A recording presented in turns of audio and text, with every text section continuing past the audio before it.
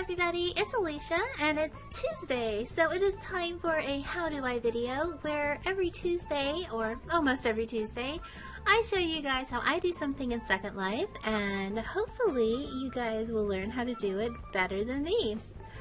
Because that is really our goal here, to just do things better than me. So in the video where I showed you guys how I take my photos, somebody asked, hey, what is this whole Windlight thing? Can you show us how to get more Windlights? And then I was thinking, you know, if you started in Second Life anywhere after 2008, you probably just take Windlight for granted. You don't really think about it, and it's just a thing that Second Life has. Now when I started in 2006, we didn't have Windlight. We literally had 4 settings: sunrise, noon, sunset, and midnight. That was it. That's all you got. There were no shadows. There wasn't a lot of customization that you could do. It was just those 4 settings, and you could just let them run and do a Second Life day cycle, which you can still do now, actually. You don't have to use Windlight or anything like that. But I used to just stay in sunset all of the time because that was the best lighting for photos or anything like that. Now, right now, I do use Windlight every single day because the setting that I use is very bright, as you can see, and very clear, and makes everything look really, really great, which is a Windlight setting. And it was by Kalia, something like that. I don't know. I don't think she's in Second Life anymore, so it probably doesn't matter if I just butcher her name. We know I can't say things right. But she made this setting that is very bright and very neutral, and this is what I stick in pretty much all of the time, except for when I'm doing photos. Now, Second Life is very different from other video games, which I know this isn't really a video game, but it's very different in that we get to customize our experience in ways that I've never seen in any other game before. Like when I am playing Dragon Age, I have to go with whatever lighting they give me. If I'm in an area and they decided that that area needs to be at 9 p.m., that's what I get. There's no change in it. But Second Life is so much different in that we get to change everything and to make our photos better and all that sort of stuff. So we're going to talk about that. Now, when I started, of course, no Windlight, no shadows, nothing like that. The only thing that I missed when Windlight came was the fact that Second Life could no longer do anything with the sun and the moon. And you can see here that they used to do really fun stuff, like for Halloween, there's this scary moon face, and for Valentine's Day, a sun. And it was very cute. Yeah, so that's kind of sad that they couldn't do that anymore when Windlight came up, but that's okay because Windlight is so much better than Holiday Suns and Moons. So if you go into the Second Life wiki for Windlight, you're going to see some links and stuff for downloading new Windlight settings. Now some of these are not updated anymore, so I can't tell you that all of them for sure work, but Torley's Windlight settings, if you click on that link, you'll get a file. I think it's a zip folder, and there's like a ton of Windlight settings in there. Also, Strawberry has some Windlight settings on her page, and you can go there. It also tells you how to install them, but we will go into that in a moment. Doesn't look like she's updated this since 2013, so keep that in mind too. But if you just Google, you're probably gonna find like a lot of Windlight settings and all that sort of good stuff. And you can also make your own, which let's make a Windlight. Let's make a Windlight. Now, do remember that you need to have your atmospheric shaders on, because that's going to do the skies and all of that. If you don't have those on, you're not going to really see your settings. In fact, let's look at that.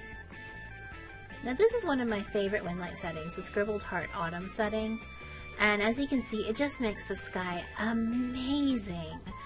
But if I don't have my atmospheric shaders on, all the pretty clouds go away. And it's just a plain thing, which is not awful, but you know. And if you turn your basic shaders off, then everything just gets ugly. So be sure you keep those things on at least. You can always use Windlight without turning on your advanced lighting model. But when we turn that on, everything just gets kind of cool and you get your shadows and stuff. Although you can have the advanced lighting model on and not have shadows on. But that does change the lighting a little bit. But as you can see, you can just change so much with Windlight. Just customize to your heart's content. You can just tweak it. You can just have so much fun with it. I love it. But if you wanted to make your own setting, which you can do, you go into the environment editor. And again, I am on Firestorm, so I can't tell you what it's like in the main Second Life viewer. If I ever get a chance, I will download that viewer and show you guys, but for right now we're sticking with Firestorm. And you can come here to Sky and do a new preset. And you can just name it whatever.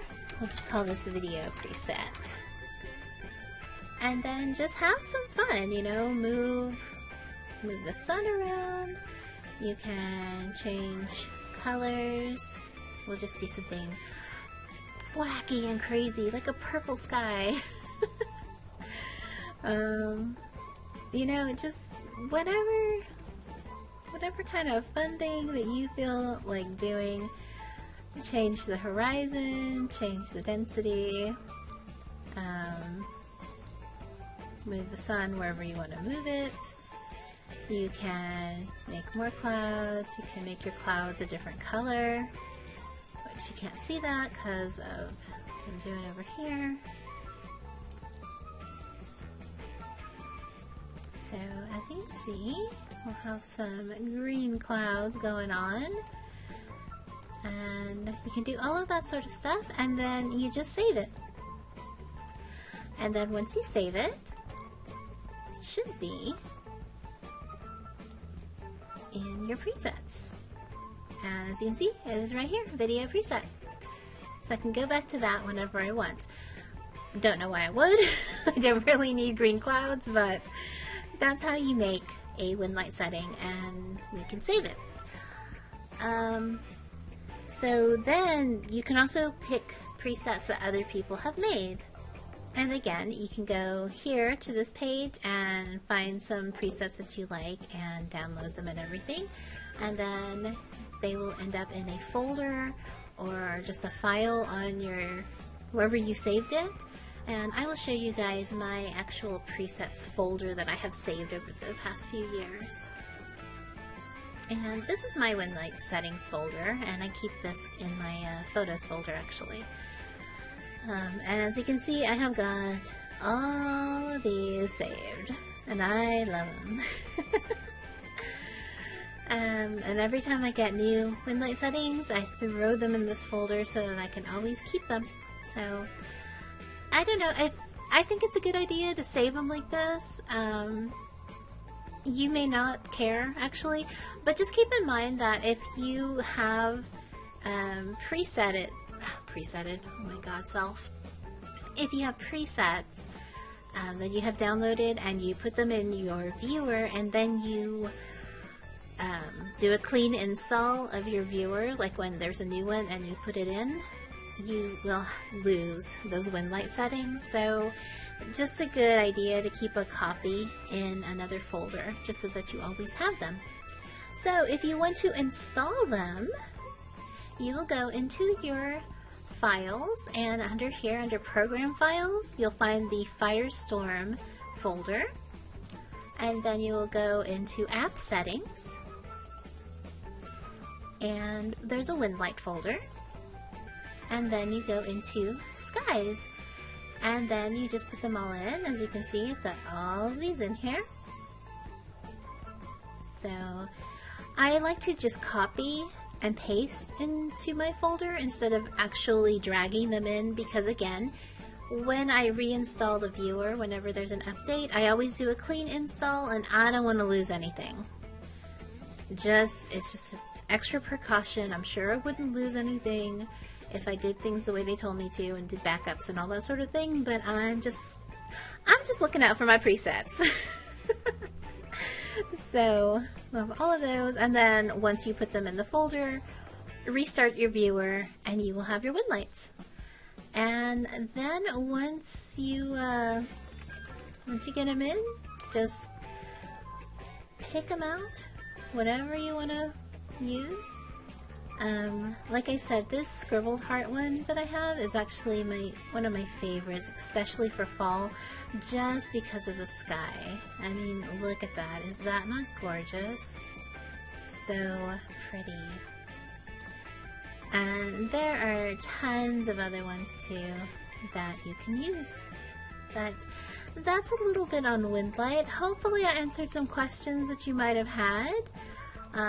If you have any other questions, hey, leave a comment down below. I will try to answer. If I don't have the answer, I will ask around until I find it for you. But that is basically Windlight and how you can use it and all of that good stuff.